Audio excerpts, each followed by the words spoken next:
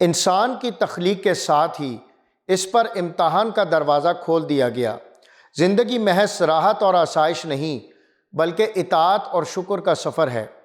اسی کے ساتھ ایک کھلا دشمن بھی ہے جو ہر لمحے وسوسوں اور فریب کے ذریعے بہکانے پر لگا ہوا ہے۔ ان آیات میں اسی حقیقت کو واضح کیا گیا ہے تاکہ انسان جان لے کہ کامیابی اطاعت میں ہے اور بربادی نافرمانی میں۔ سورہ اعراف آیات 10 سے 25 تک۔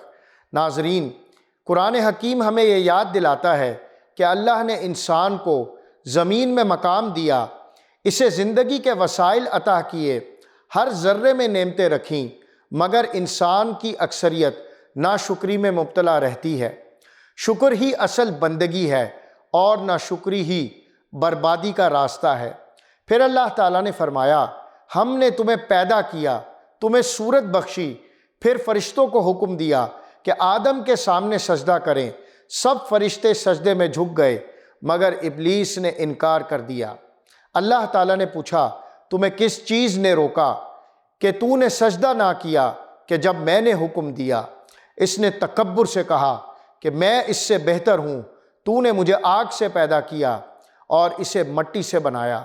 ناظرین، یہی غرور اس کی ہلاکت کا سبب بنا۔ اللہ تعالیٰ نے فرمایا، نکل جا یہاں سے، یہ مقام تیرے لیے نہیں، جا تو ذلیل اور مردود ہے۔ مگر ابلیس نے اپنی سرکشی پر اصرار کیا۔ اس نے کہا، اے پروردگار، مجھے اس دن تک مہلت دے جب لوگ دوبارہ اٹھائے جائیں گے۔ اللہ نے فرمایا، تجھے مہلت ہے۔ یہ مہلت اس نے خیر کے لیے نہیں مانگی بلکہ شر کے لیے۔ اس نے کہا، جس طرح تو نے مجھے گمراہی میں ڈالا ہے، میں بھی تیری سیدھی راہ پر انسانوں کی گھات میں بیٹھوں گا۔ آگے سے آؤں گا، پیچھے سے آؤں گا، دائیں اور بائیں سے آؤں گا اور ان کو گھیر لوں گا، اور تو ان میں سے اکثر کو شکر گزار نہ پائے گا۔ ناظرین، یہ شیطان کا کھلا اعلان ہے کہ وہ ہر انسان کو ہر طرف سے گھیرنے کے لیے بیٹھا ہے۔ اللہ نے فرمایا، نکل جا یہاں سے ذلیل اور ٹھکرایا ہوا، اور جو تیری پیروی کریں گے ان سب کو تیرے ساتھ جہنم میں ڈال دوں گا۔ اس کے بعد اللہ تعالیٰ نے آدم علیہ السلام اور ان کی زوجہ کو فرمایا، اس جنت میں سکون سے رہو، جو چاہے کھاؤ اور نعمتوں سے لطف اٹھاؤ، مگر اس درخت کے قریب نہ جانا ورنہ ظالموں میں سے ہو جاؤ گے۔ یہ آزمائش تھی تاکہ اطاعت اور نافرمانی کے درمیان فرق ظاہر ہو جائے۔ لیکن ناظرین، شیطان اپنی دشمنی پر ڈٹا رہا اور وہ ان کے پاس آیا، دلوں میں وسوسہ ڈالا اور کہا، تمہیں اس درخت سے اس لیے روکا گیا ہے کہ کہیں تم فرشتے نہ بن جاؤ یا ہمیشہ کی زندگی نہ پالو۔ اور اس نے جھوٹی قسم کھائی کہ میں تمہارا خیر خواہ ہوں۔ یہ تھی اس کی سب سے بڑی مکاری کہ دشمنی کو خیر خواہی کے لباس میں چھپایا۔ آخر کار وہ دونوں اس کے دھوکے میں آ گئے۔ جب انہوں نے اس درخت کا پھل کھایا تو ان کے ستر کھل گئے اور وہ جنت کے پتوں سے جسم کو ڈھانپنے لگے۔ تب ان کے رب نے پکارا، کیا میں نے تمہیں اس درخت سے منع نہ کیا تھا اور نہ کہا تھا کہ شیطان تمہارا کھلا دشمن ہے؟ اس لمحے حضرت آدم علیہ السلام اور ان کی زوجہ پر حقیقت کھل گئی۔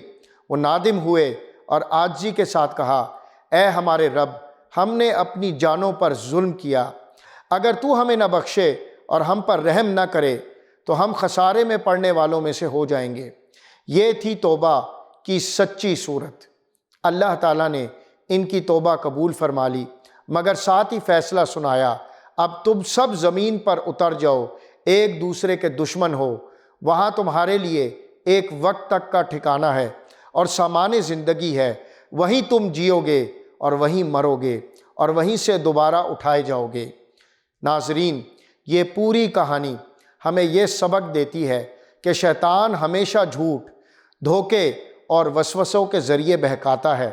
وہ خیر خواہی کا لبادہ اوڑھ کر اصل دشمنی کرتا ہے، لیکن نجات اس کے لیے ہے جو اللہ کے حکم پر ڈٹ جائے، شکر گزار رہے اور دشمن کی پہچان کبھی نہ بھولے۔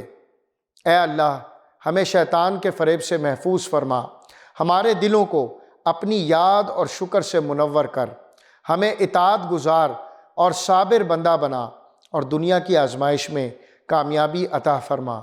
آمین یا رب العالمین۔